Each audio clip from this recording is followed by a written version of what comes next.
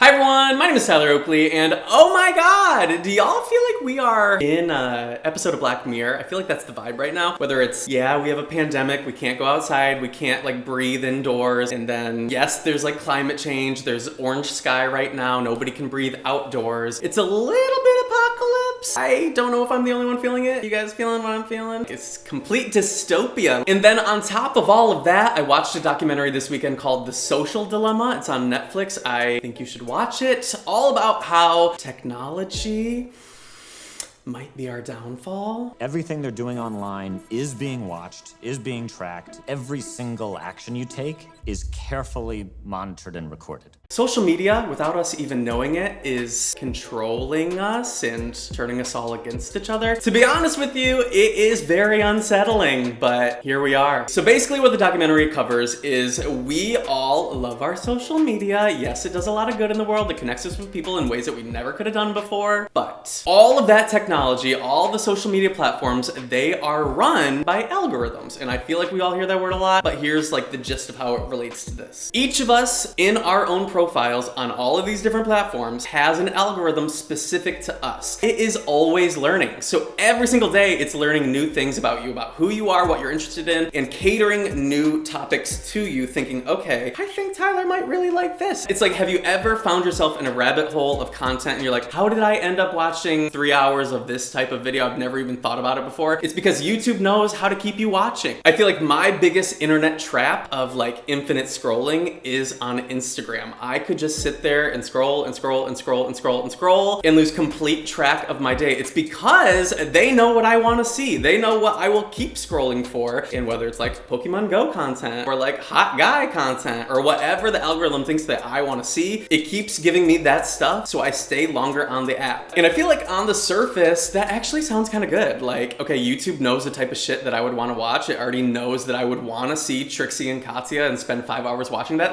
Great, that is kind of ideal. Until you realize the goal of every social media platform is to keep you on it. But why do they want to keep you on it? It's free. It's not like you're paying anything. One of the lines that really stuck with me from the documentary was, if you are not paying for the product, you are the product. So basically, if you are spending all this time on a free social media network, they are collecting data about who you are. They are offering that data up for sale to advertisers so that your attention span can plop some ads in it based on what they think you would want to see, what you're gonna buy, what you'll actually care about. So basically, your attention span is being sold. You have 24 hours in your day. Are you comfortable with that? So while your algorithm is giving you all the content that you love and knows that you would probably agree with, you are being serviced the same ideas over and over that's just reinforcing your already existing beliefs. And over the course of time, you might completely solidify your worldview without ever feeling like it's ever challenged. And then you see other people out in the real world and you're like, how do they think that way? What is going on in their mind? I know I think that about a lot of people, but when you realize each of our algorithms is reinforcing our own beliefs, it becomes a lot more clear how somebody can actually start to believe the types of things that they consume, because that's all they're consuming. Everyone's entitled to their own facts. There's really no need for people to come together. In fact, there's really no need for people to interact. So here we all are with all of our social media platforms, everyone around the world with their own algorithms tracking what each of us are up to and what our patterns are. That information is not regulated. So imagine if somebody wanted to come along and use that information to influence real world issues like elections. If you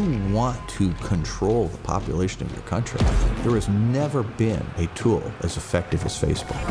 And so one of the scariest parts of the documentary to me is seeing how different democracies around the world have been manipulated just by people or groups or governments that want to come in and sway public opinion, target certain demographics, and make them think certain things. I feel like never before has that much power to influence individual people all around the world like that, just because you have the money. That's never existed before. And because this is not regulated, you can only imagine the type of people that might see opportunity from that and have enough money to do something with it.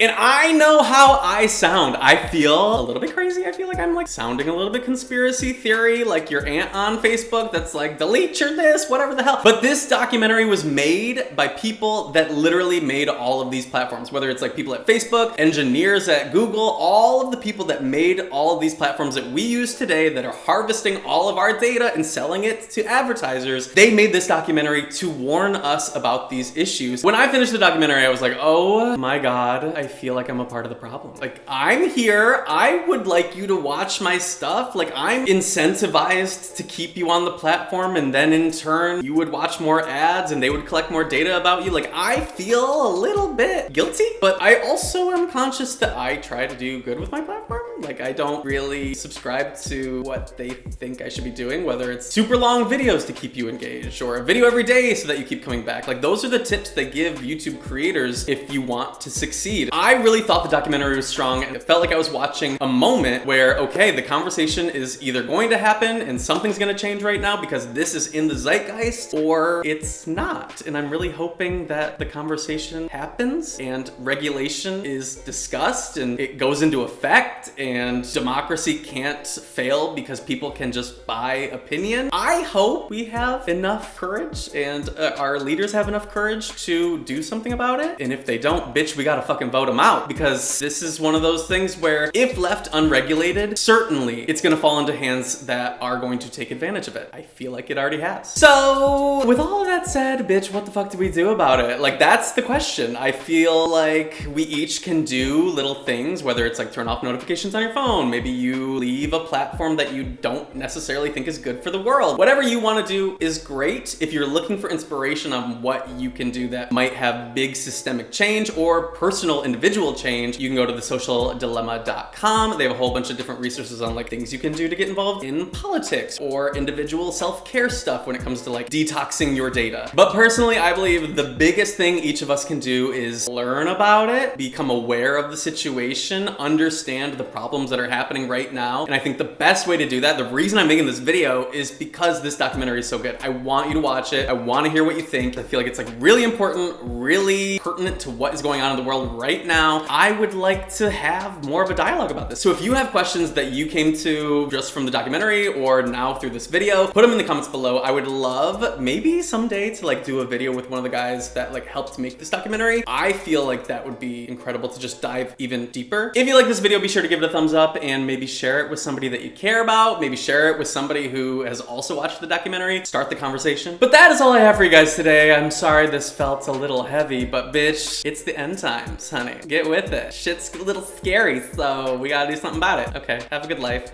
See you next week. Bye.